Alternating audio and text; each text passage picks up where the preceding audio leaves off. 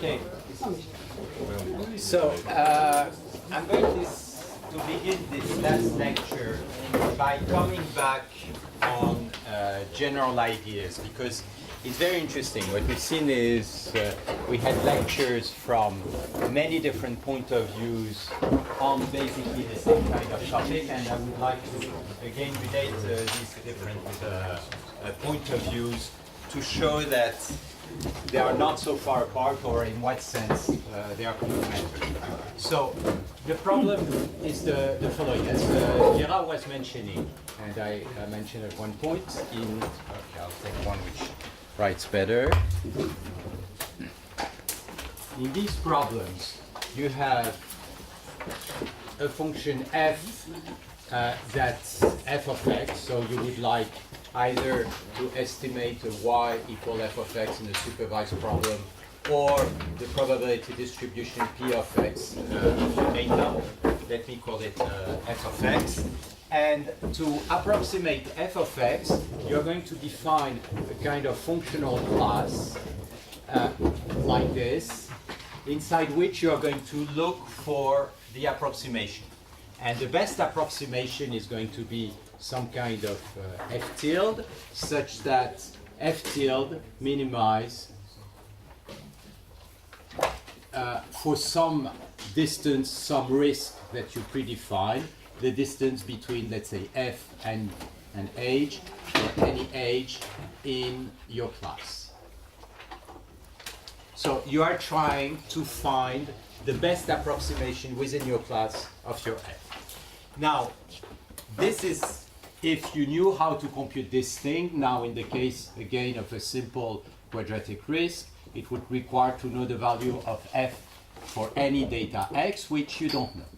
So then you have this other part of the problem, which is the fact that you are really going to compute an empirical risk, and the empirical risk is going to be rather something like the error on all the examples that you know.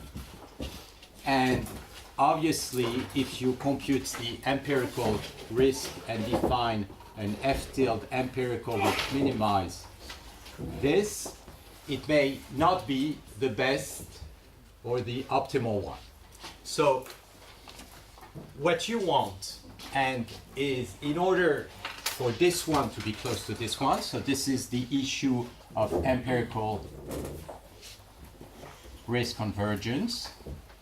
That's the kind of problem that Gerard will be speaking about.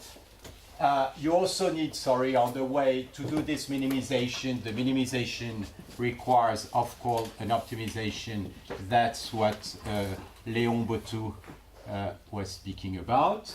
But what you need is that this class should not be too large, otherwise the error that you are going to get, in other words, the difference between the empirical risk estimation and the true risk estimation, is going to be huge. So the whole one of the big problem is to get this. If this approximation class is too small, then this, which is the approximation error, is going to be large. If it's too large, the empirical risk is going to be too large. You want to balance the two. Now, how are you going to define this class? To define this class, what you really want to do is to consider what is the set of all possible f. So you're going to try to get a kind of model which is defining the set of function f, and that's your prior. Your prior is going to give you some information about where f is, what kind of property f has, what kind of regularity, and so on f has. And if your prior is strong, this set is going to be small, and therefore you'll be able to reduce the approximation set, and therefore you are going to be able to have a small empirical risk and a small approximation error. So the game is playing on all these notions, and each of the course is considering a different notion. So the question I've been looking at a lot is the issue of how the prior relates to the approximation set.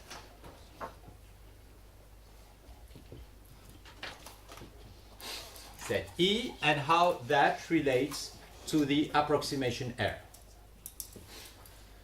which is this minimum error over the set.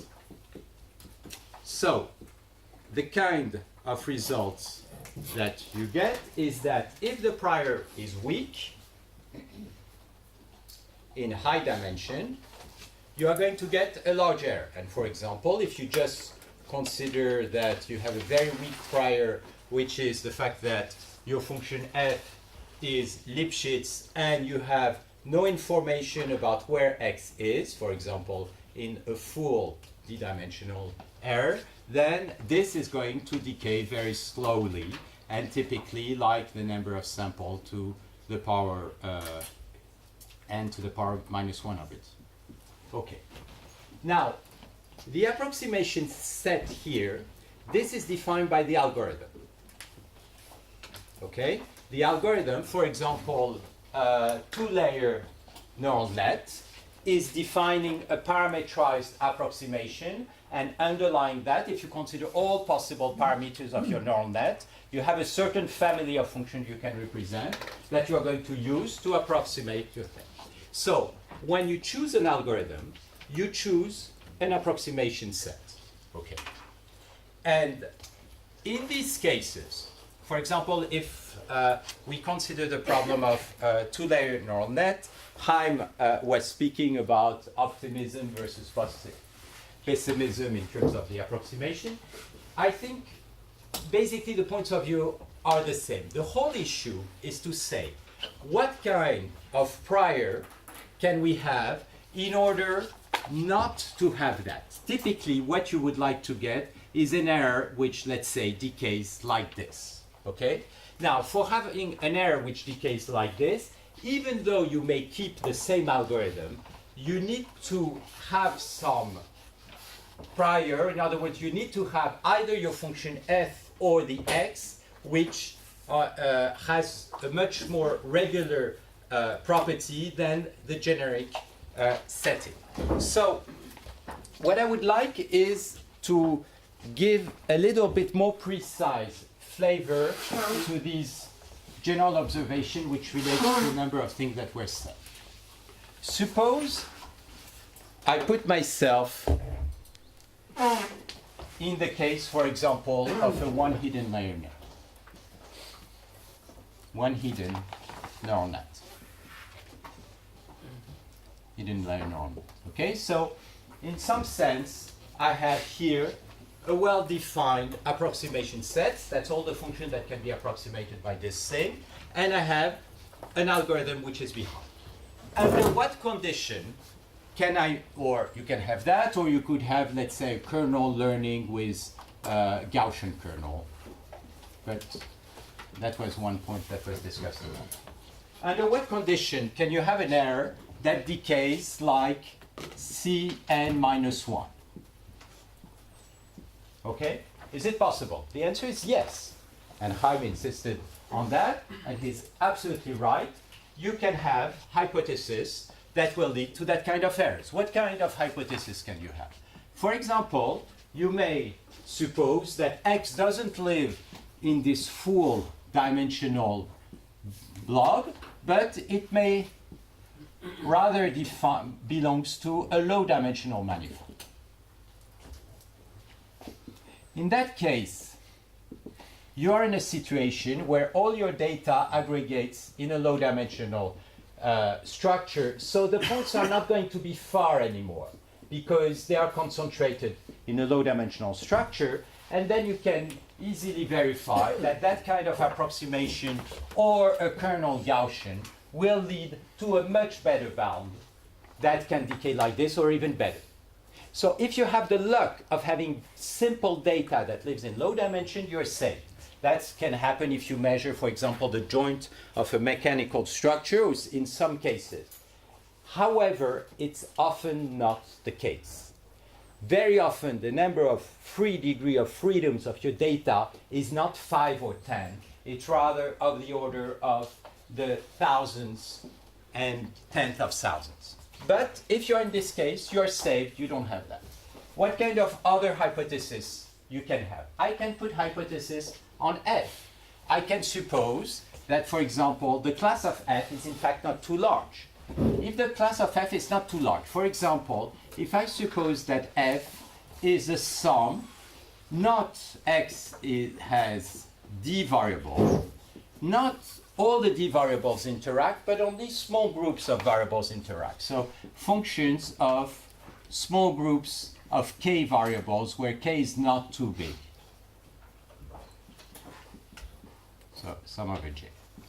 So that means that the number of variables, if I look at them, it's only some kind of local interaction. This is typically the idea of Markov models. You can reduce dimensionality because the interactions between the variables are local. If you are within that framework, then again, you can use that kind of structure and get much better bounds. Last kind, or not last, but another kind of clear case where you'll get much better bounds. Suppose you are sparse. So if you have F has some sparsity, and I would like to come back to that because that was my bread and butter for many years. And you see, the approximation theory community has been living on the concept of sparsity for about 15 years between the 80s and the early 2000s. And with that, you can essentially make the whole theory of low-dimensional approximation. So what did we all hope? We take our tool, our hammer, and boom, we work with this hammer on learning theory, and learning theory will be solving within 2-3 years. Okay? And that didn't happen. So I think it's important to understand why it doesn't happen. Because sometimes some condition looks weak, and they are not so weak. What kind of condition will you do if you are doing sparse approximation theory? You are going to define a dictionary. Let me define a basis. Okay? An orthogonal basis to make it simple. So it can be huge, and it will be a basis, for example, of the function L2 of 0, 1D. Okay? It could be Fourier basis, whatever. Now, my function f can be decomposed in such a basis. And if it's orthogonal, I just have the inner product. And the norm of f is going to be the sum of the coefficients. Okay. So there, I just say my function is in L2, no prior, or very weak. Now, let me put an apparently weak prior. I'm going now to suppose that the inner product are in L1. Doesn't look strong. Okay, that's the kind of hypothesis of Baron. Then problem solved.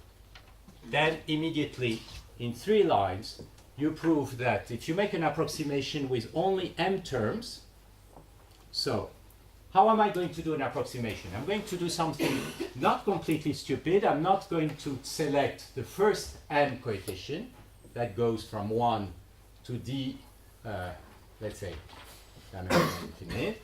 I'm going to select the biggest coefficient. So I'm going to select the coefficients,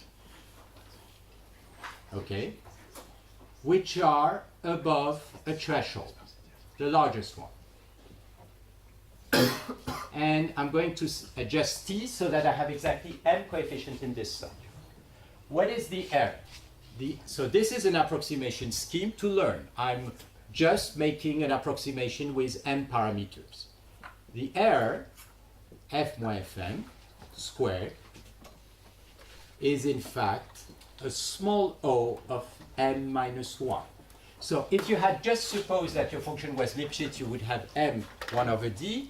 Just with this condition, you get that. Why? It's a 2-line proof. So I'm just going to, the reason why I want to show it is to kill some of the, there is no magic. And these things are well understood, but don't solve our many machine learning problems. So what's happening? You know that these coefficient sums, I'm going to rank the coefficients from the biggest one, I call it k, the index, to the smallest one.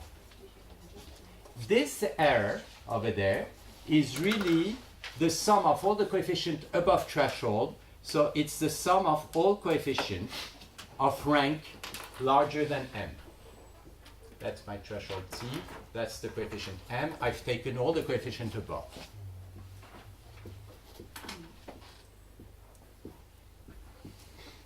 Now, what you know is because they sum, the sum of all the coefficient ranked is the same than this sum. This is equal to a certain constant, it's finite. Let me do the following observation. If I sum from k equals to, from k to 2k, these coefficients, so L equals to k to 2k, this sum is going to be bigger than, how many terms do I have here? K terms. What is the biggest term, the smallest term in this sum? The last one. So the coefficients, like that, of index 2k. What is that? And this, of course, is also smaller than the constant c. What is that proving? It's proving that the coefficient of rank k, basically, is decaying faster than a constant divided by k. But in fact, this is a partial sum over an infinite sum. This sum, if I call it ck, this constant ck converges to 0. Once you have this, you plug this into here, you prove that. What's happening? What's happening is that you were in a hypercube of very high dimension, and what you've considered is the losange, the R1 ball. But the R1 ball has a much smaller volume. It's a very strong constant. Now, if you apply that on real data, because, okay, one beautiful paper on all this that I strongly recommend was written by Francis Bach, is called Breaking the Curse of Dimensionality. I've put it in the with convex neural net.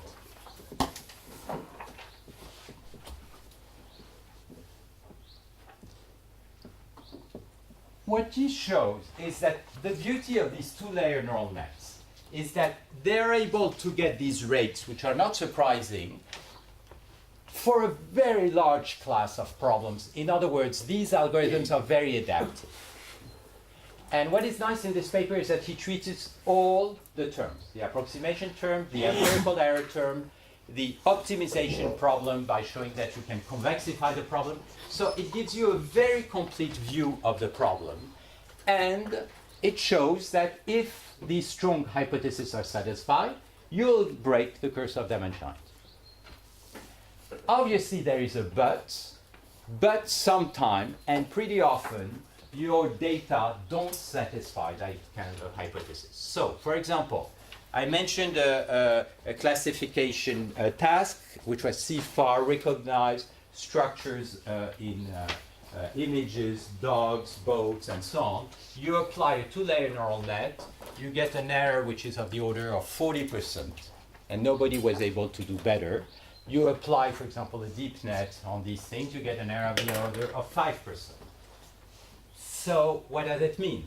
If your data had respected these hypotheses, you know that you should have gotten a very good result because you have the adaptivity properties, but you don't get it, so it means that the data or the underlying functional doesn't satisfy.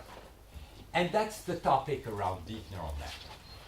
Yes, there are problems you can solve with well-understood technique, and the one-hidden neural networks, they are well understood in the sense that we understand their approximation capability and the various hypotheses, whether it's sparsity, whether it's low dimensionality. There are very nice papers which explain the convergence property, the optimization, the empirical risk, and so on. These are objects which are relatively well understood and useful for a number of problems. But there are large classes of problems where you have long-range interactions, where you have more complex structure, where they don't work. That's why it was a big surprise when this deep net came in, because suddenly they could obtain results that people couldn't obtain with these two-layer neural networks. Okay, so I insist on that because it's important to observe that there is something behind this neural net, which is not just fade, which is not just yet something similar than these two-layer network. There is something which is clearly different. So if we come back to our question, still, the fact that this deep network means that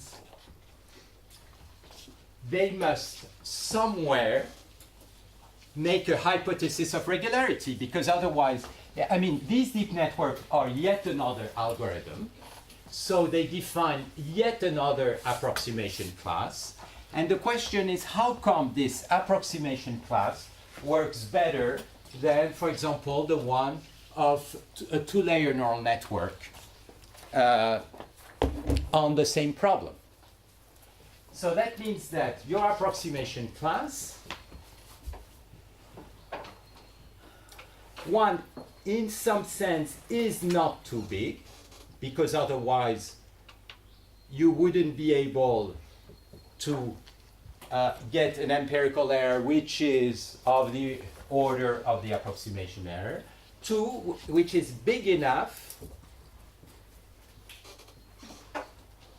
to build a good approximation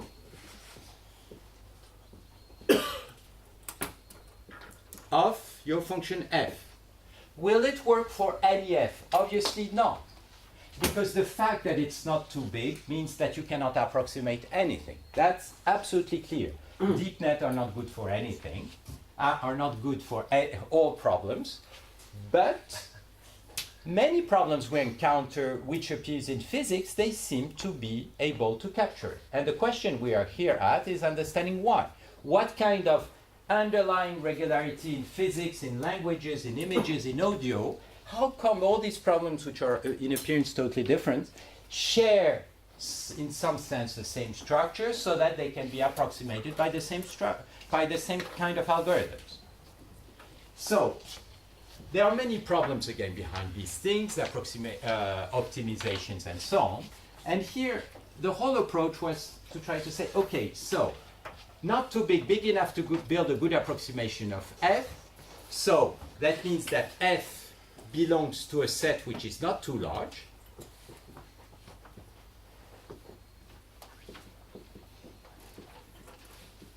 Because otherwise you wouldn't be able to do it as this. And the question is, what is it?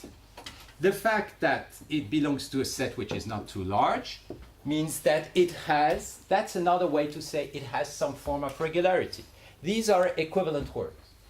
Now, when we say not too big, it's not obvious that it's not too big, because as it was mentioned, these neural nets have millions of variables. If you make a linear approximation with millions of variables, you define an approximation space of dimension 1 million, and you are dead. You have a huge approximation set. How come they are not so big, this approximation class, despite the fact that there are many parameters that are used to optimize them? These are non-trivial questions. Now, what's the intuition? The intuition is, if you look at these neural nets, they use non-linearities. These non-linearities are contracted. So when you use one more parameter, you are not using it as in a linear model to create a new dimension, like in polynomial. You go from dimension n to n plus 1. That means your approximation space goes from dimension n to n plus 1. Here you use a parameter to guide, in some sense, the contraction. So it's as if you had a contraction mechanism and you are guiding the contraction mechanism to define a set not too big, but which is well adapted to approximate your function. So it's as if you were sculpting the approximation class while it's not so big, but you are trying to sculpt it with your linear parameters and your contraction, which each time reduces the volume. Okay, so there is a whole issue, and that I think it's important to understand the size of the approximation class. Yes? You talk about convolutional only analysis or also okay, here, but when they are not, I'm speaking of neural network which are deep cascading, so you may remove convolutions and still have the same contraction behavior. That's not, the contraction behavior is not related to convolution, but is related to the Rohu nonlinearity in particular, which is contracted. Okay, so that's one question, and that's a real question. The second way to approach it is to say, okay, they seem to approximate classes of function which are not so huge because they can approximate it. What is the regularity of these functions? And that's where we come back to the notion of regularity. Regularity, when you have a function, the intuition of regularity, if you have a function f of x, let me begin with a signal, x of u. It's regular if basically when you, for example, you have a tendency to think if you translate it, you look at x of u minus tau, this is going to be small. I'm going to call it x of u minus j. Make a translation, the difference is small. Now, think of that. Okay, that was regularity relatively to the action of the group of translation. But you can define other type of regularity. You can define the regularity relatively to any kind of actions of any groups and say my function f of x is not going to be so different in x and in gx. And for what kind of g? Now, when you look at regularity relatively to a two-dimensional group, it's a weak regularity. But if you look at regularity relatively to a very large dimensional group, then it gets very strong because this has many degrees of freedom. You can have many g's here. So one way to think of regularity is to think at regularity with groups which are bigger and bigger. What does it mean in practice? It means that you're going to observe that, for example, things that you may not have thought as being sources of regularity. For example, if you have an object like this and an object rotated, the two are not translated, they are very far away. The function may be the same because you have an invariant to rotation, to deformations, to frequency warpings, and so on. Now, in what sense this is related to our problem of deep net? Because the deep net has the ability to construct this kind of regular approximation. And one element which also goes with that, which, as I was saying, is very central from point of view, is the multiscale. And that's the key element for the curse of dimensionality reduction.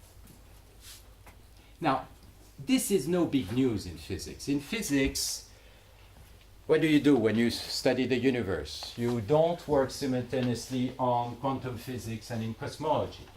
You work on fine scale, quantum physics, particle physics, quarks, and then at the scale of the molecules, the scale of materials. Geoscience is yet another scale. Astrophysics is another scale. Cosmology is another scale. So we do that all the time to simplify complexity of a problem. Scale separation is at the core. But at the same time, when you work in cosmology, you may need to understand a little bit the quantum properties of hydrogen atoms and helium because it can have an effect on the aggregation. So sometimes you do need to have connections between the scale. So this is a very classic idea all over. You have hierarchy in language, you have hierarchical structures in images, in audio, in the text, and so on. So, and I say that's going to come in. It comes in the structure of the deep net through depths. This is why depths is not just like this, and there are things you will have problem to do with completely flat structures unless you put your multiscale in your flat structures. And then, as I was saying, you had your multiple channel images. And at any depth, you have these channels. And these channels because you have the spatial, if you begin with an image, spatial well corresponds to spatial groups. Here you have the space to put your other groups. That will be central element of today, to show that. Now, in all this, what is the methodology? The methodology is try to make hypothesis to simplify the model and therefore not try to learn everything. But at one point, confront yourself on real database. It's not so difficult to get approximation theory theorems, especially if you use sparsity hypothesis and so on, can produce 10. There are plenty of techniques to do that. What is nowadays very hard is to get an approximation result on a problem where you have an application on a complex question such as quantum chemistry, images, audio, and so on. So having the model, but not having the model work on real data means the math are not appropriate. That's another thing on which I strongly believe. There is no disconnection between math and application. It's not, you get a bound, but the bounds are pessimistic, they are useless. That means the model is useless, the math is just not appropriate. You avoided the complexity of the problem. In other words, it's always not so difficult to get very crude bound. Sometimes it can be. But what is really hard is to get a bound which reflects the performance of your problem. And that's the question we are facing now. Can we get approximation bound which reflects the property that we observe with these deep nets? So there's two things I would like to finish on today. Is one, I would like to illustrate this idea of why this goes into the channel.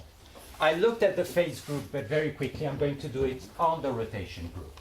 And second, I'm going to show an application to quantum chemistry, which do requires rotation invariant, and where you're going to see again why multiscale comes in very naturally within the physics. So I have an hour to do that. So I'm going to give the large ideas and not the details of the technique. Okay, one thing which is important, if you want to linearize relatively to a group variable or to build an environment, there is a key thing that you want to build, is you want to build a transformation which is covariant to the action of the group. What does that mean and why? Covariant means that you're going, if you have your G which acts on X, it can be translation, rotation, diffeomorphism, you would like this to be equal to some, and your thing can be parametrized by some, let's say lambda here. You would like this to be the same then acting on X, and you will typically define that as lambda G. Why? Because if you have this property, if now I compute I average over all G in my group, this is invariant, because if I take G, I transform it into J prime equals G1 X, that's going to be G1 X, and that doesn't change because G1 still belongs to the group. It doesn't change the sum. So this sum is invariant. What is this sum if you have this property? It's the sum over G of G acting over lambda X, and if you have written it like that, it's just the averaging of this. So basically, you then build an invariant by just averaging your layer. But to do that, you need it with... L lambda is the layer? No, okay, so L lambda is what is going to compute the layer. But now I just say, if you have an operator which is covariant in general, so L, okay, you average, you get an invariant. L lambda is the index of... And I've put a lambda because the L lambda is going to be built, in my case, with wavelets, for example. So I'm going to explain then how the L lambda, as you say, is going to be produced by a network. But the concept which is here is that initially I had an X which only depends upon U. Think about it. What is U? U is the parameter of the translation group. So X is initially defined on the parameter of the translation group. What do? You're going to try to create a layer where you introduce a new parameter of a new group so that then on this you can build easily an invariant with a linear operator. Okay? So this is what I was saying when I was saying you increase this dimension of the space by creating a fiber which is corresponding to the orbit of the group. This is it. You increase the thing. What is this? Where is this going to be? In the channel of your network. So now let me give a little bit more relate that. What is going to be the L? The L lambda of X, for example, is going to be X convolved with the wavelet psi lambda. Okay, so this is going to be X of U and now lambda. Now suppose that lambda, my wavelet, is rotated. So psi lambda is a wavelet which is psi, which is dilated, rotated, like that, as I did. The wavelet dilated, rotated. So what is lambda here? Lambda is really, I'm introducing two parameters, to the j and u. So this I could rewrite it as x of, I'm going to put the scale here, u theta.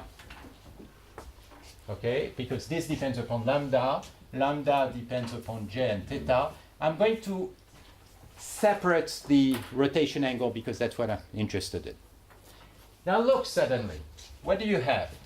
You have a new set of parameters, u theta. You have your theta. Now you have the rotation group. Now, on the rotation group, I shouldn't call it, let me put j as a parameter also, because that was the first layer of the network. Okay, I'm going to concentrate on this. If I rotate x, this is going to move, this is going to move in a certain way. So now I can look at the action of a group, which is going to be the special Euclidean group, which is just the group of rigid motion. What is such a group doing?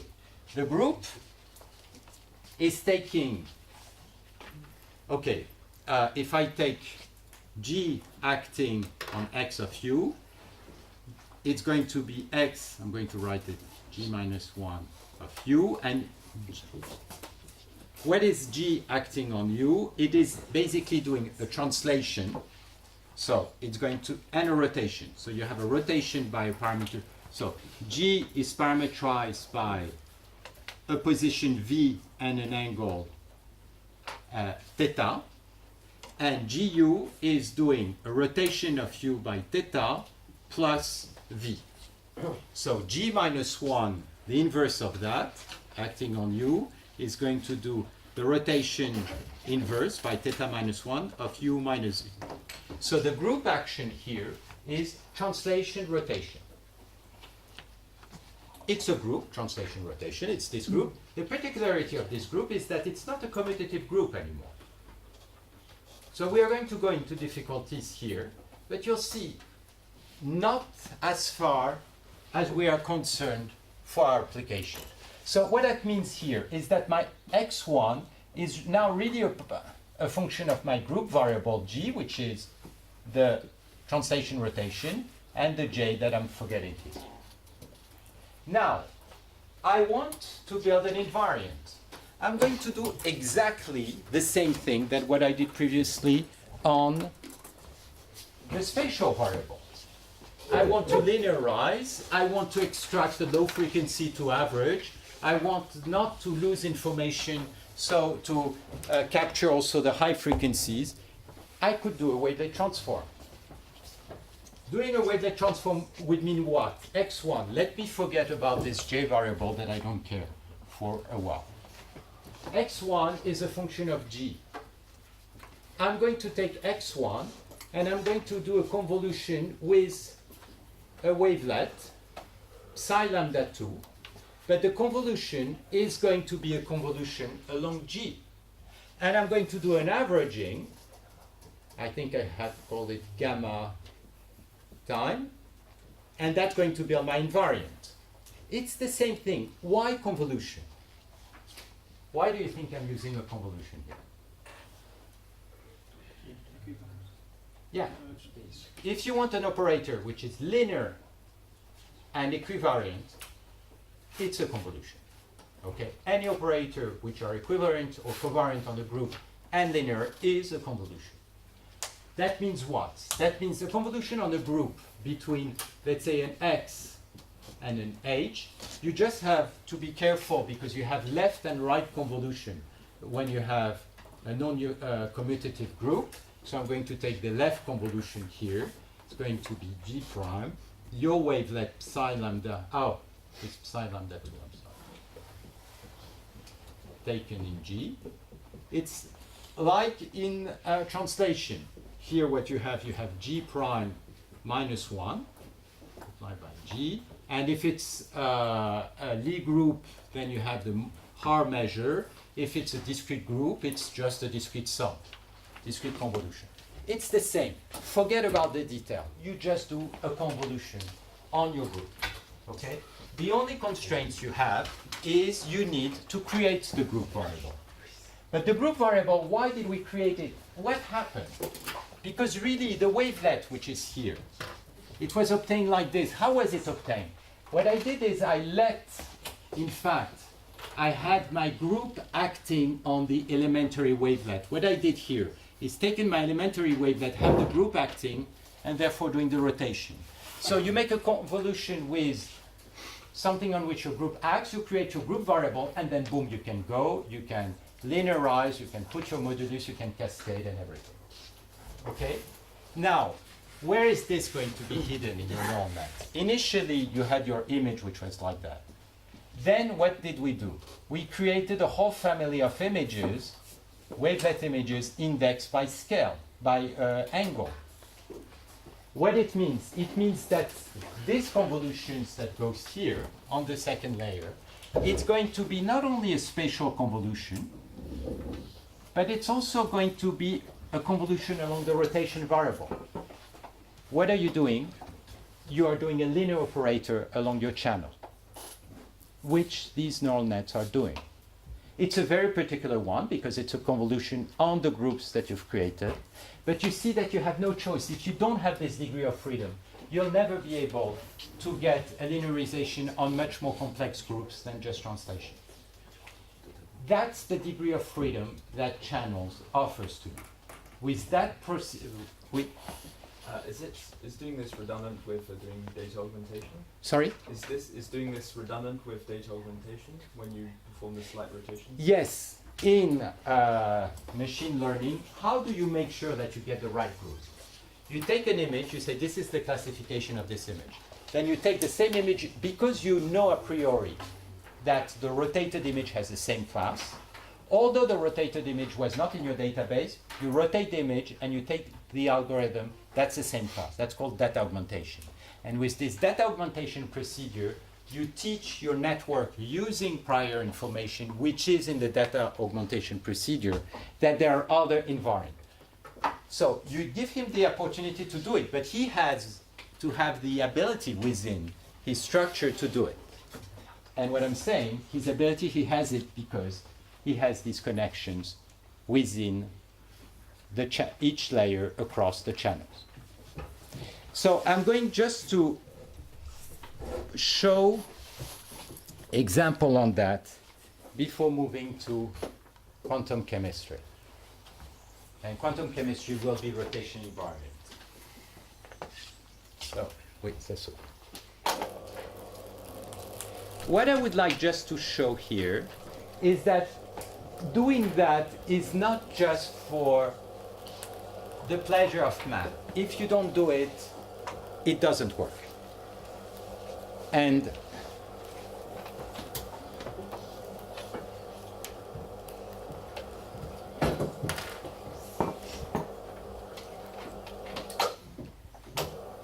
this is a texture recognition problem. You know the one on which we said, oh, we have 0.2% error. But this is another database, same algorithm, 20% error.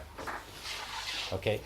The difference is that within a given class, previously, basically the images had about the same orientations, same scale.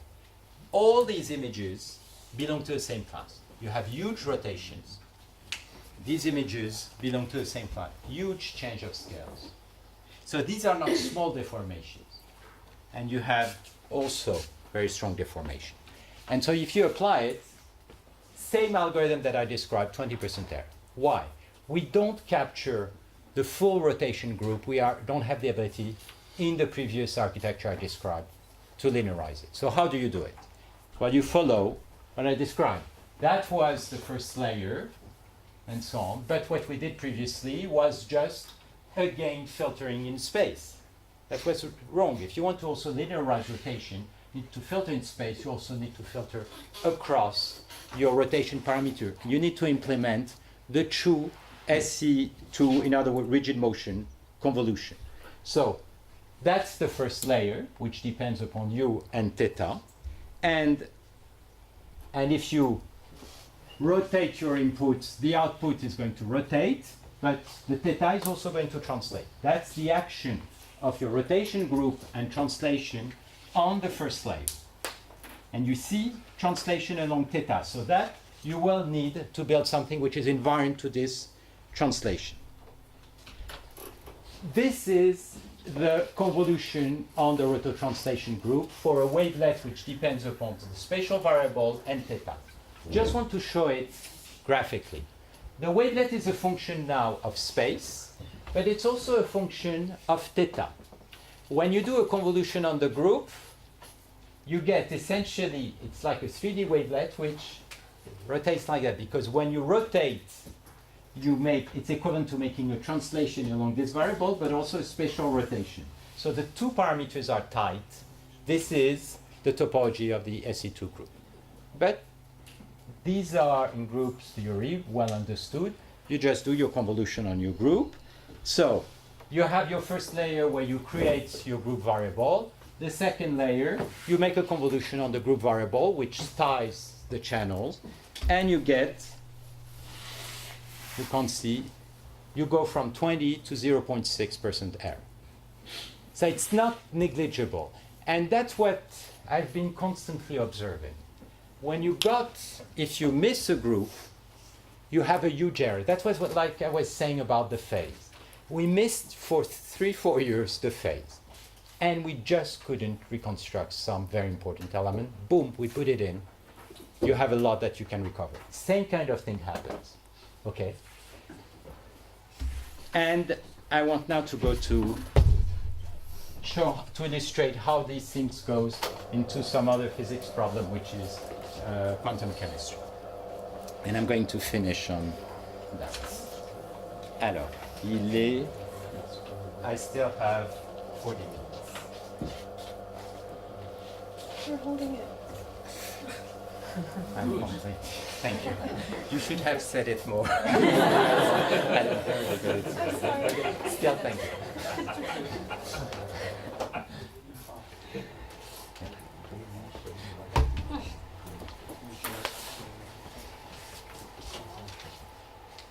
Okay, so quantum chemistry. Just before you enter that, so if you try to mix the phase and this convolution rotation together. That's what we want to do now. Now, the Graal is now to be able to get precision of deep net on a classification like CFAR or ImageNet by putting I want to see if now we put in the phase.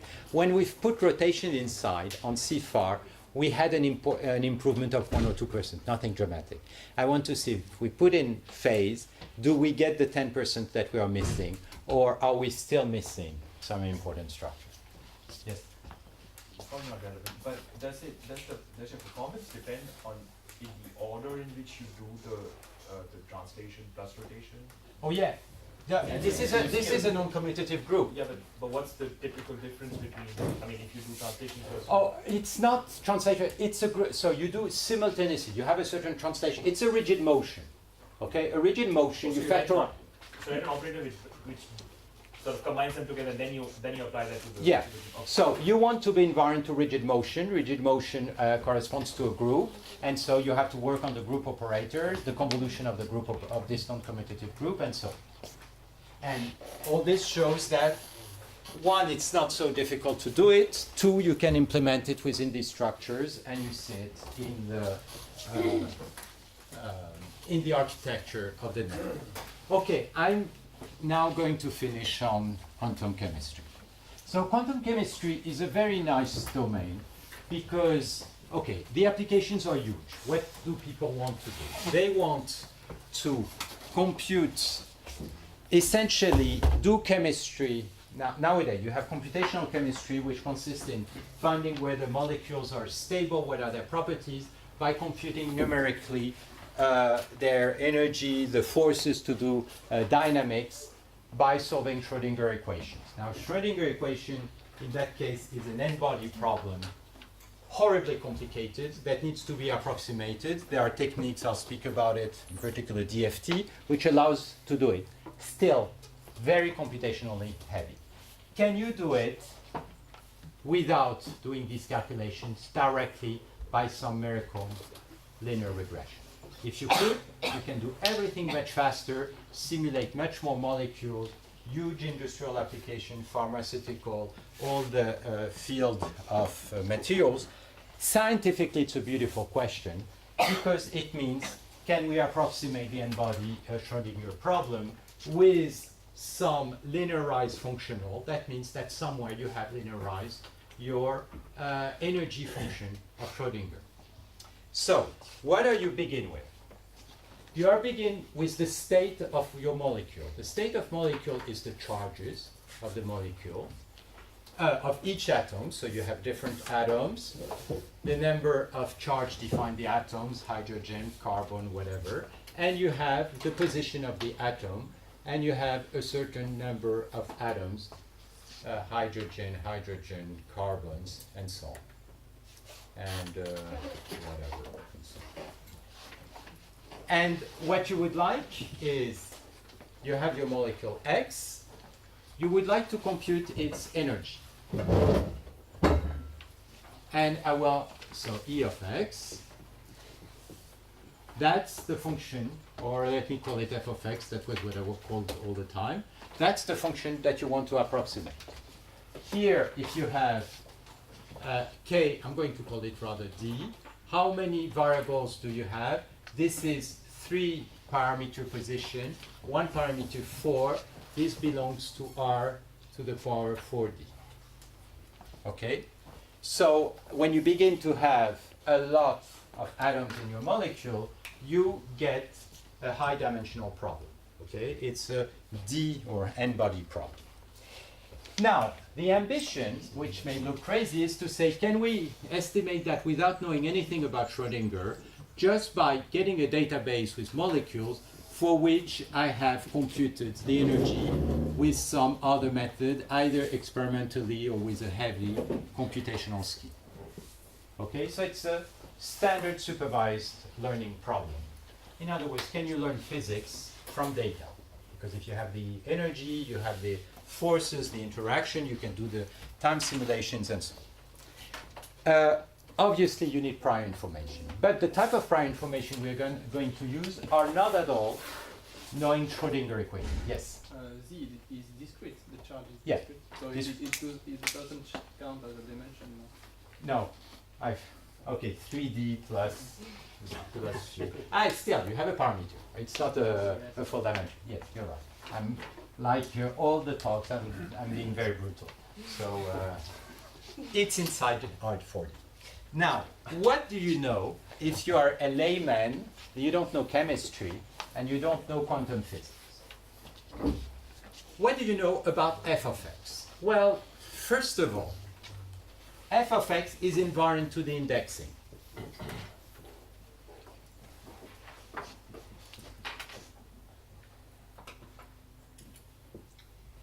This was completely arbitrary. Okay, you change the indexing of the atoms, it's not going to change the physics or the energy. That's obvious.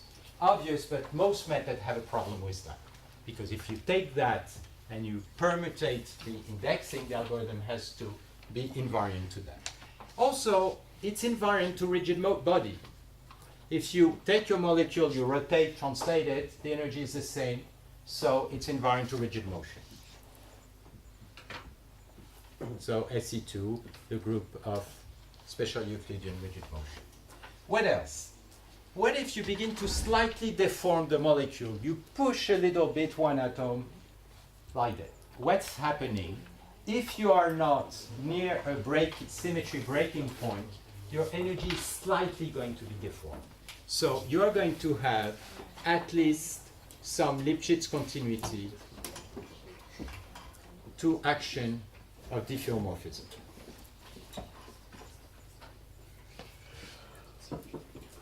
Now, where multiscale comes in? Well known in chemistry. You have very strong short-range interaction. These are the covalescent bonds between the atoms which are nearby. But you also have, when you have a big molecule like that, van der Waals forces which result from the fact that you can have an electrostatic field coming from that part of the molecule which influences that part of the molecule. So you can have long-range interactions.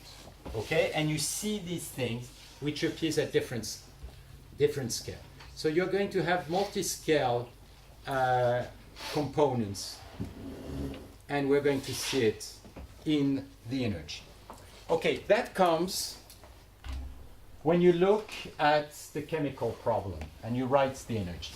So there are two guys, Cohn and Chang, who got a Nobel Prize for observing that you don't need to directly address the n-body problem, but you can encapsulate the n-body problem within a function rho of u, so which is where u now is the variable in 3D, which is the electronic density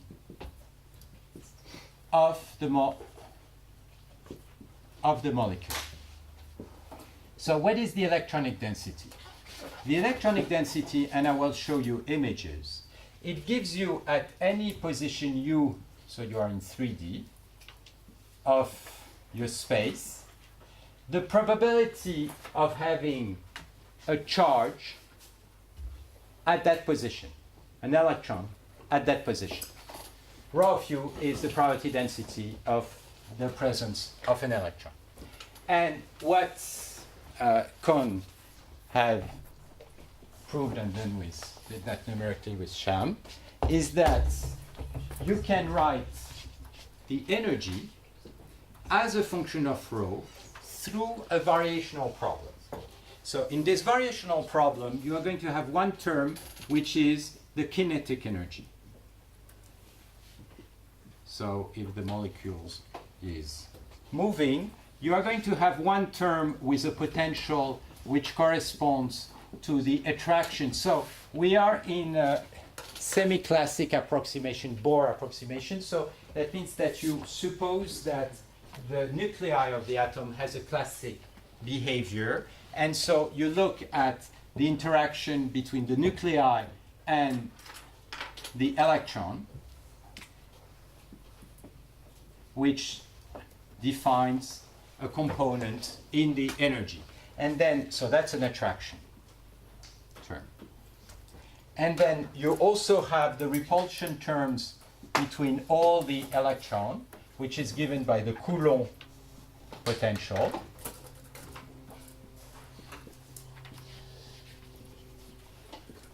And then you have a term which is called the exchange correlation energy, X, which is really the complex term, which has all the quantum component.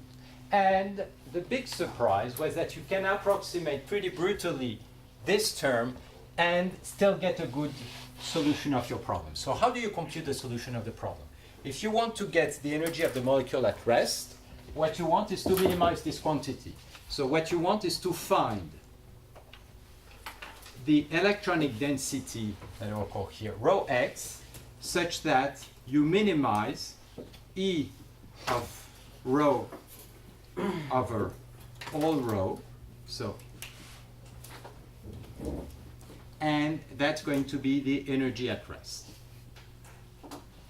Okay, so it's the energy of the molecule, the minimum energy of the molecule is going to be calculated by finding the electronic density which minimizes this global variational problem. So this electronic density, you don't know it obviously because it's obtained by solving this variational problem, but the energy is going to be the true energy. So that's called the DFT, density functional theory, and the errors is coming from the fact that you approximate this term. Okay, so I'm first going to explain, when you look at such a problem, you see that you will need to go multi-scale. Why? Just because of this. These are very, so the Coulomb terms is already going to drive you multi-scale. So I'm going to do a 15-minute analysis or less of the Coulomb term, and then I'll show you the results. It's interesting to do it because you see where, again, multi-scale doesn't just come from images, audio, whatever these things. It's within the potential, many physical potential. So let me look at the Coulomb interaction. The Coulomb interaction is going to be the integral over r cubed over the interactions of any electron u, v, over, so I'm going to write it as a potential v of u minus v, du dv. And the potential v of u is 1 over u. Okay. Now, if you look at this, what you immediately think is, let's go in the Fourier domain. Why let's go in the Fourier domain? Because here you see your kernel is a convolution. So if you apply the Plancherel formula, you are going to write that as an integral in the Fourier domain. This is, if I write that, this integral here is a convolution. So the convolution in the Fourier domain is going to be a product of the Fourier transform here with the Fourier transform of this, and then you do the Parseval theorem, you're going to get this Fourier transform. So you are going to get, at the output, the integral of rho of omega squared, Fourier transform of omega, d omega. Much simpler to write it. You basically diagonalize your convolution operator. Okay? And now you can even compute what is the Fourier transform of your exponential, and in 3D is going to be basically omega to the power minus 3, and there is a constant, I don't remember which is 4 pi, which is in. Okay, now, if you now want to do machine learning out of this, so let me put my omega to the power minus 2 here. I'm going, basically what I see, if I look in my Fourier domain, the potential only depends at the frequency omega on the radius. So I'm going to put this integral in polar coordinates. So I'm going to do an integration over the modulus, and I'm going to do an integration over the angle. So I'm going to have here the modulus which gets out, and then rho is a function of the modulus and the angle squared. The d omega is now going to be polar coordinates. When I say theta is really the two angular variables, and then I'm going to get the d omega, which is here. What does that say? That says that imagine now that I would like to write that as some linear combinations of some weights of some descriptor of the density. What descriptor of the density would I choose? Well, this descriptor. Because I see it's a weighted sum of this descriptor, and what is this descriptor computing at the frequency omega is basically the integral of the Fourier transform squared along all angle theta. I do it in 2D, so it's just a circle. So I just make a representation, which is the integral of my density. It's a representation which is invariant to translation to rotation. It makes a lot of sense. Perfect. So I'm going to have a representation in terms of Fourier. And if I now write this integral to approximate the density, the question is, how many frequencies should I take to have an error epsilon on the Coulomb energy? Stéphane, il ne manque pas quelque chose dans ton intégration en polaire hein? Tout à fait possible. Il n'y a pas un R2 devant un VR? Si, il y a un R2. Il y a un R2, il y a un oméga 2, il y a un R2, donc il y a le oméga carré. Oui, oui, absolument. Okay, how now you integrate this this component. You look, how many terms do you need? The number of terms you will need in terms of Fourier is going to be of the order of epsilon to the minus 2. And that's the problem. When you do Coulomb in Fourier, you have an exact formula, but you need to very precisely sample because you have a singular integral. However, look at your potential. What was it? 1 over u. What is the property of this potential? This potential is invariant by dilation. If I dilate by a factor alpha this point u, this is just going to give me the same thing up to a factor 1 over alpha. So when I have a self-similar potential, a homogeneous potential, in other words. So I have a singular integral with a homogeneous kernel, and that we know very well in operator theory. There is one way to approximate that kind of integral is not to do that, but to go to a logarithmic frequency axis. And in other words, to move to wavelengths.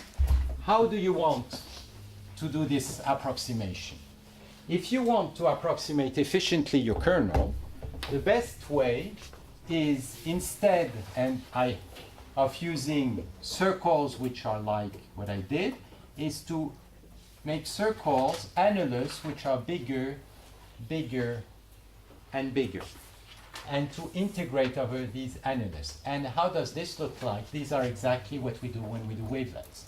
So you can split this with your wavelet like here, but basically you are going to make a uniform sampling, not of the linear scale, but rather of the log of the linear scale. And then you can prove the following theorem, is that for essentially appropriate wavelets, if you, instead of computing these quantities which are invariant to rotation and translation, you compute x convolve with the wavelet. Remember, it has a scale and an angle. Because what you are interested is something invariant to rotation, here I'm going to sum over theta. How many terms like that do you need in order to approximate the Coulomb energy? The number of terms is going to be logarithmic, and you are going to have an error of the order of epsilon, and the number of terms are going to be in log of epsilon instead of epsilon squared. So what do you need to get exactly that property? What you need is to decompose your potential on wavelets. But the potential, as I said, is self-similar. The wavelets are self-similar, so you can feel that you can get it. And for this, you pick a particular wavelet where you're going to get exactly the equality. Omega to the minus 2 is going to be the sum of the wavelet transform dilated, and then over j you need to have a factor. Just by homogeneity you verify that the factor is going to be to the power 2j or 2 to the minus 2j up to a constant c.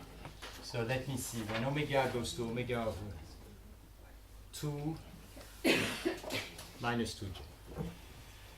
Here. So you pick a wavelet which satisfies that kind of property, and then you get that kind of theorem. Now, what is behind? What is behind is the fact that your kernel, now you need much less element to approximate it. That means when you are going to do your linear regression of your Coulomb energy term, you'll need much fewer terms to do the approximation. Okay, good. This is Coulomb, but we are really not interested just in Coulomb. We are interested in the full quantum energy. And in this full quantum energy, you have terms that behave in a very different way. You have terms which behave essentially linearly in the charge, which is the covalescent bonds, the bonds between two atoms, one with respect to the other. Because each bond involves one electron from here, one electron from here. So if you have more electrons, you are going to have more bonds, so the energy of the bonds varies linearly with the density.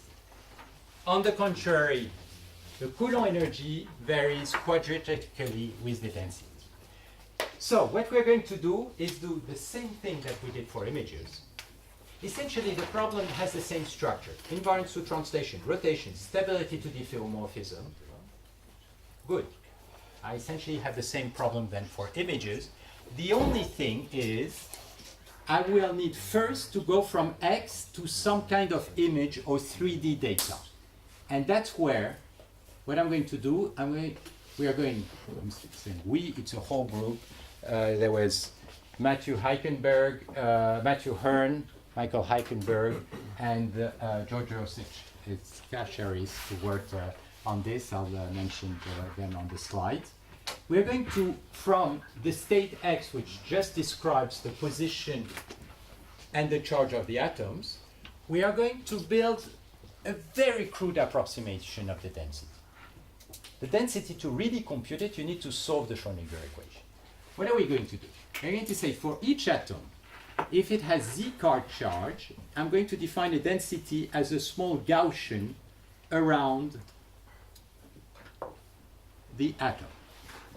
So rho tilde, which is the approximation of the density, is going to be the sum over k of the charge multiplied by a Gaussian centered at the position rk, which is here. Now, we're going to use a little bit of knowledge also of chemistry, which is going to improve the result. In chemistry, there is two important parameters in the chart. Is the number of core electrons and the number of valence electrons, because the valence electrons are the ones which are shared and which creates the bonds. So we are going to create two channels here. I'm going to call, let's say, alpha, where alpha is equal to 1, that corresponds to the core electron, and alpha equals to 2, that corresponds to the valence electron. So this is really a two-dimensional vector, and which are localized like that. What do we do when we do that? Essentially, what we do is a model which ignores chemistry, because when you really have the solution of the Schrödinger equations, you are going to have your bonds. In other words, the density is going to delocalize like that, and this, you need to learn it. So we begin by saying we don't know it. We are going to learn it by creating a representation based on these densities. And what we want to do is to try to approximate the energy as a linear combinations of these quantities. That will be the linear regression. If you think in terms of a neural net, that means that we take in some sense this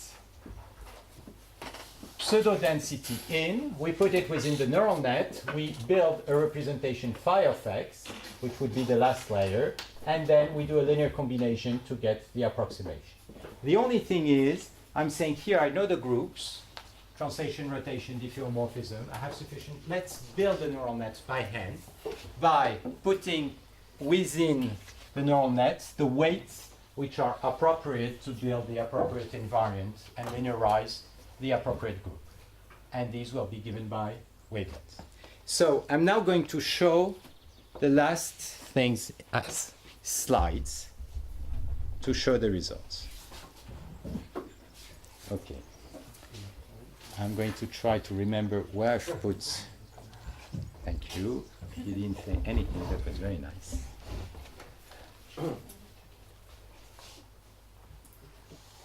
S'allumer?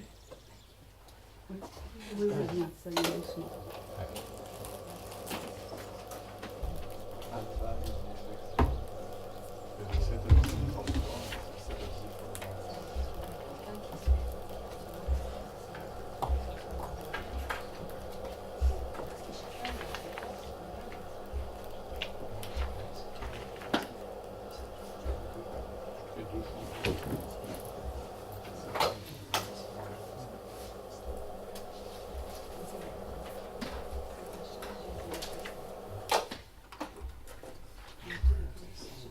So these would be the true densities of different organic molecules. You see here, so these are densities computed by solving this variational problem of DFT. You see very high presence of electron near the nuclei and the diffused densities because you have your bonds in between them. Okay, so that we don't know how to compute. As I said, we are going to build a very crude model of the density just by putting blobs like that. Okay, and we are going to compute our invariant representation. So there's two channels, as I was saying, the core electrons and the valence electrons, which are more delocalized. So that's the embedding of our problem. You see, for example, let me do a comparison. When you do a natural language problem, you begin with letters. The first step is to do an embedding of your letter representation within some Euclidean space. Here we have the luck that we know a little bit of physics, and I know that a good embedding is given by the electronic density. So that's the prior information that I'm using. I know the prior embedding, and I know that I could do it as a vectorial embedding because you have these two notions, core and valence. So the key idea is that instead of having a linear decomposition of the frequency axis, potentially integrated like that, I'm going to have it logarithmic. Now, the wavelets. We had before used the previous wavelet, and then we decided, because when doing things in 3D we had to cut computations, we are using in fact wavelets which are closer to quantum mechanics. In what sense? These are called solid harmonics, which are used in fact when you solve the Schrödinger problem. The wavelet is going to be the Laplacian of a Gaussian.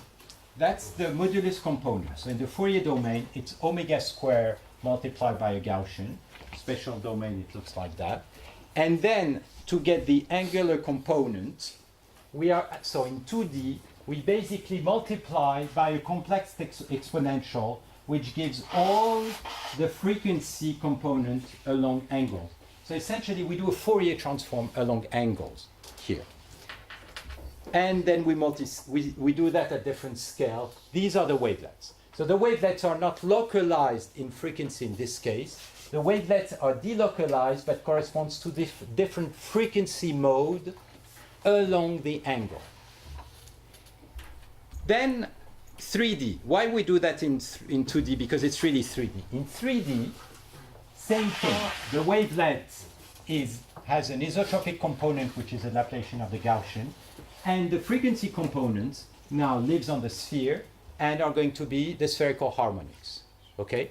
So the wavelets are indexed by the L and M components of the spherical harmonics, and then you dilate your wavelets. Okay? So you do the same thing, dilations. And that looks a little bit like multi-scale orbitals. And now, what do?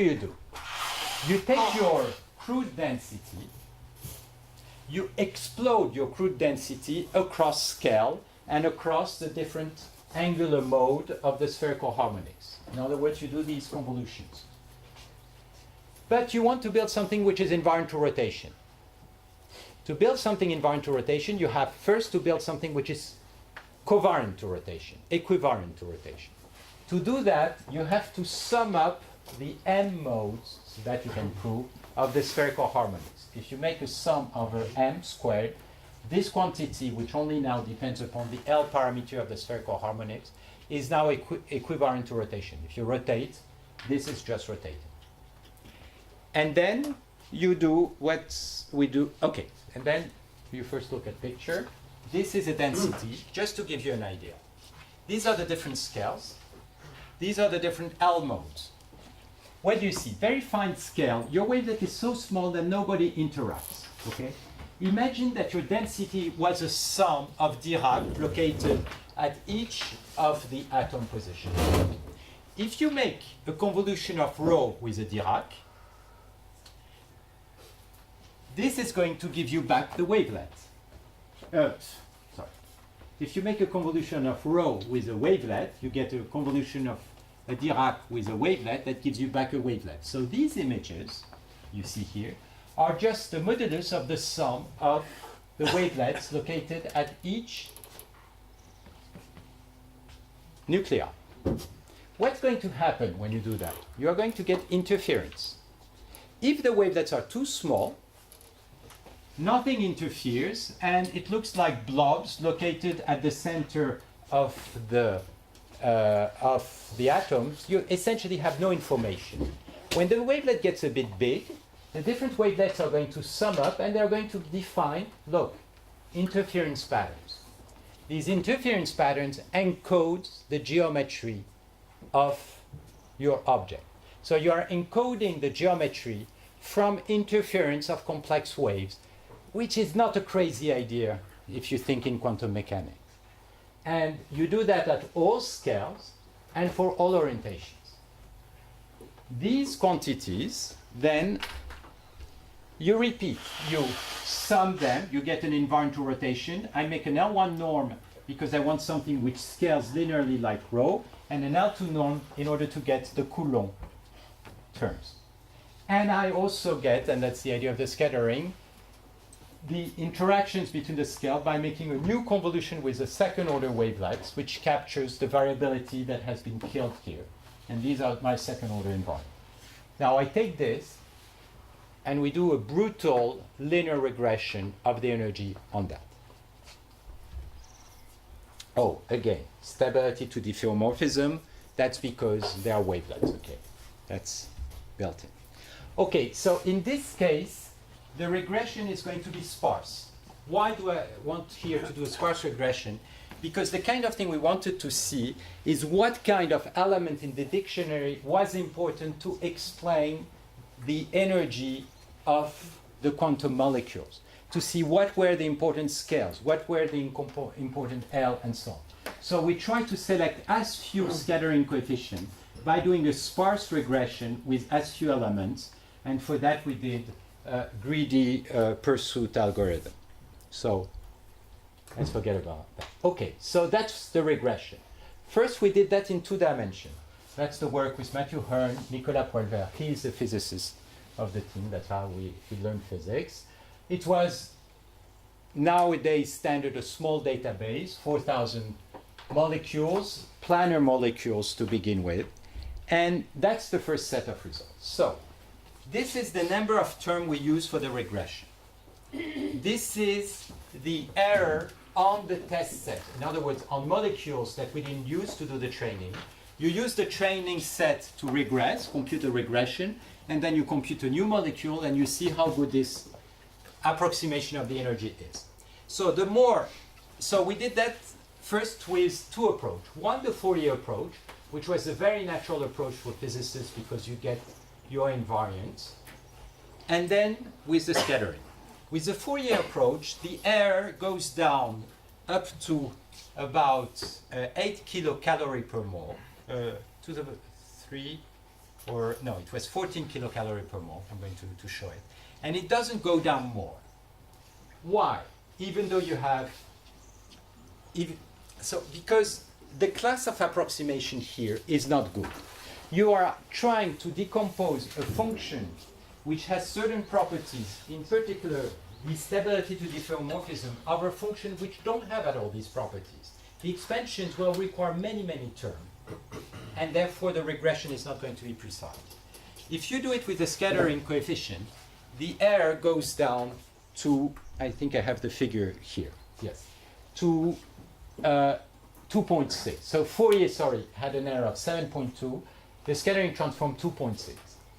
And then if you reduce the number of training sets, the error obviously increased. And then you had, at the time, the method that were used were based on kernel learning, using using prior information on the Coulomb forces. Now, then of course, databases got much bigger and deep neural network came in. So that's the same thing, but on a database which is now 130,000 molecules. Okay? And now this is in 3D. So you have your 3D density, you compute the same algorithm but in 3D, and these are the pattern of interferences you see appearing within your network when you make your convolution with the wavelet iterated, and then you do your regression. Now, we did that with LQ norm. In fact, at one point you see, that way, at one point you go into the machine learning culture. You have to get the best results. Otherwise, you don't publish and nobody listens to you. So then you begin to play. And so instead of using just L1, L2 norm, we use L1 half, L3, L4 norm to complement. Why? Because it gave better numerical results. No better justification. We do a regression. If you look at the error as a function of the number of terms, one thing which is important is that the error decays very fast with the first already 6 term. This is the log of the error. When you arrive to 40 terms, the error is going to be of the order of 5 kilocalorie per mole, and then goes down to 2. Okay. If you do a linear regression at the output, the best we could get was of the order of 2 kilocalorie per mole. Deep network was doing much better, 0.5. So the question was how to get this gap. This gap, we got it just by doing bilinear and trilinear regression. So instead of taking our terms and doing a linear combination, we did a bilinear combination, it got most of it, and then a trilinear combinations of the term. And then we arrived to 0.5 kilocalorie per mole without learning the networks, just having the basic invariant and then doing a bilinear regression or trilinear regression at the output. Now, this is a little bit vain, the gain of trying to look whether you are at 0.45 or 0.49, because you are doing a regression on data computed with a DFT, and the DFT has a 2 kilocalorie per mole error relatively to physics. So we are well beyond the precision, anyway, of the numerics. What that shows is that in this case, which is a physical case, where you have a lot of prior information on your problem, you can essentially encode all the information within your network through your filters without doing the learning. What is really interesting then is to try to relate what are the first 6 elements, what scale, what are the properties, why were they selected compared to the true energy. Let me just finish on something less positive. I don't want to say at all that this kind of technique is doing as well as deep network.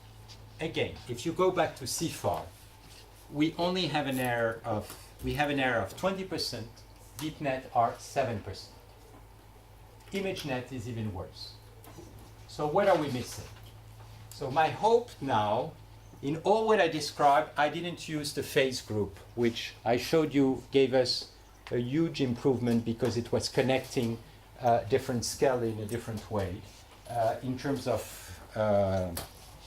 precision for unsupervised learning. The hope is try to go here by introducing this new group that we hadn't introduced. It may not be enough.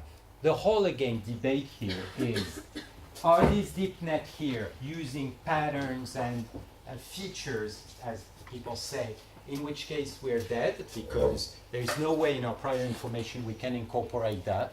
Or are they really using some much more structured group related to physics, and all the pattern aspect is just related to the last layer learning? Again, the transfer learning property seems to indicate that that could be the case, but it has to be proved.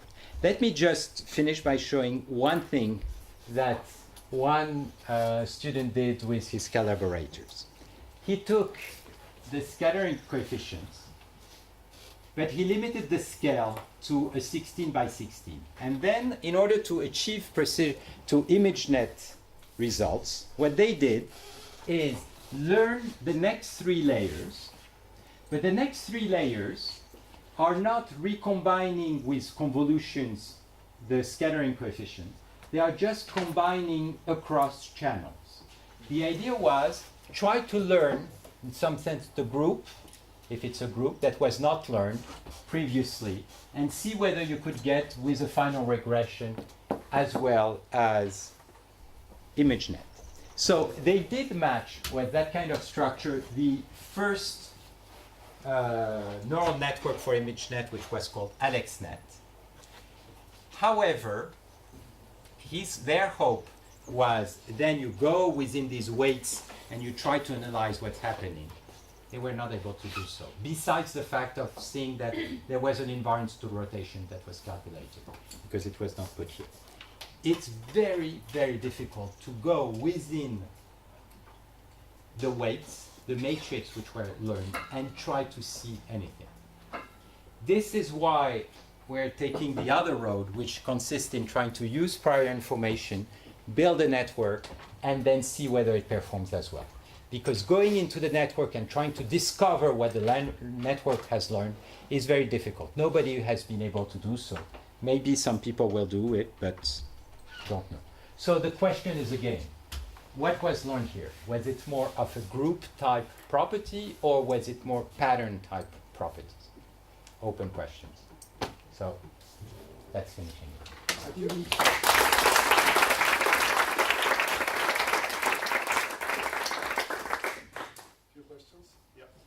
So there is this whole issue with deep neural networks that they are very sensitive to adversarial examples. Yes.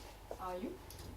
Okay, so the explanation why neural network are very sensitive to adversarial network example is 2 reasons. They cascade operators which are not bounded by 1. So when you cascade operator like that, it can explode. It's controlled by the nonlinearity, but some direction may not. But the last layer, which is the classification layer, is also very much unbounded. In our case, scattering, all this is bounded. But when we do a last layer classification, the last layer classification is not bounded. Because what happens sometimes is we contract too much with the scattering, so the classification has to enlarge. And so I would expect, we didn't do the experiment, but I would expect that we would have also adversarial example because of the classification layer. Adversarial example shows that there is instabilities, basically. And the classification, as I was saying, operator is typically not stable.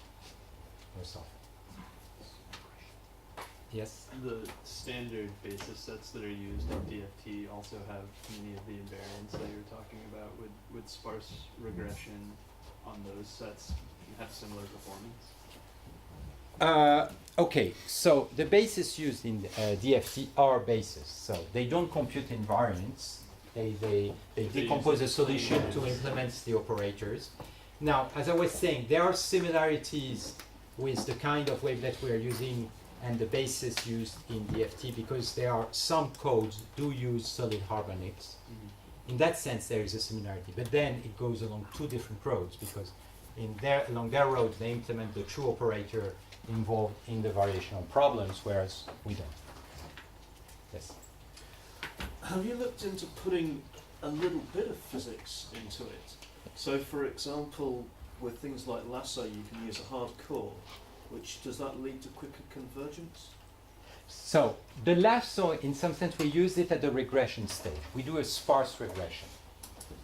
And sparse regression, the reason why we didn't do it with lasso is because when you have a very correlated structure, lasso doesn't lead to a sparse regression. There are L1, L0 are almost the same in some cases, but not always.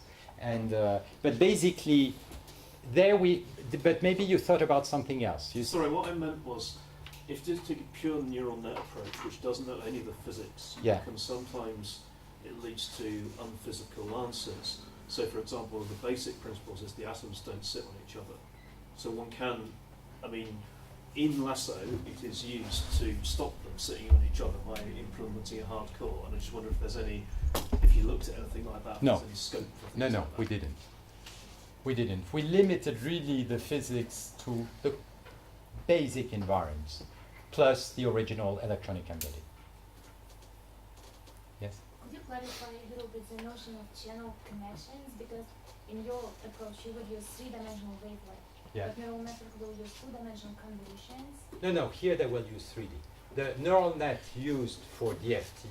Oh no, sorry. They use. I'm sorry. They use the neural net used for DFT. In fact, there are two approaches. They often use graph. They use a graph representation of the molecule, and then they do convolutions on their graph, a transformation on the graph. That was the Google strategy. And there is another one, I think, that does it 3D, but I don't remember. But I guess my question was even before, is that when you talked about images and rotation invariance, you introduced... Yeah, we did use, so that was the example of texture that I showed. For texture classification, we used the rotation invariance representation, and that's where we dropped from 20% to 6%. And then it was a three-dimensional wavelets, right? But then it was using a two-dimensional wavelet, because it was a two-dimensional image. And maybe I don't understand. Then I did not understand the picture, because you showed like this three-dimensional picture. Yeah, so there is two cases. An input is a 2D image, then I use a 2D wavelet. If the input is a 3D density, then I need to use the 3D wavelets to do the convolution in the 3D space. So in physics, for quantum density, I have a 3D space, so a 3D wavelet. If I do image classification, I have a 2D space, I do a 2D convolution. And then can I ask you this question? Yeah. Maybe? So on your slide, you showed, like when you talked about images, this wavelet, and then it was also going like, in a third dimension, and you With said... younger, With- with the theta. When you implemented the solid body rotation, Yeah, there was this 3D object, which was the image of the wavelet yeah, in the U data space. yeah. I think your question is, Yeah. how do you use this when you apply these two images that are 2D? When you do Oh, the because, convolution okay, or so that was basic, okay. This strategy here, basically we work in the theta space, but we work in the Fourier of the theta space by looking at the Fourier mode of the theta space. So the wavelets are oscillating along the theta space. And then the invariant was obtained through the modulus and the averaging, but I don't know if I'm... So is it, does it mean you just use more channels to kind of... Like You use as much channel as if you would by working in the theta space. Just one is the Fourier transform of the other one. So if you use 8 angle channel, the Fourier mode are 8 Fourier modes. So that's just an isometric transformation. Thanks. Okay, we need to split because there's Gerard lectures. So let me thank Stefan for the theory.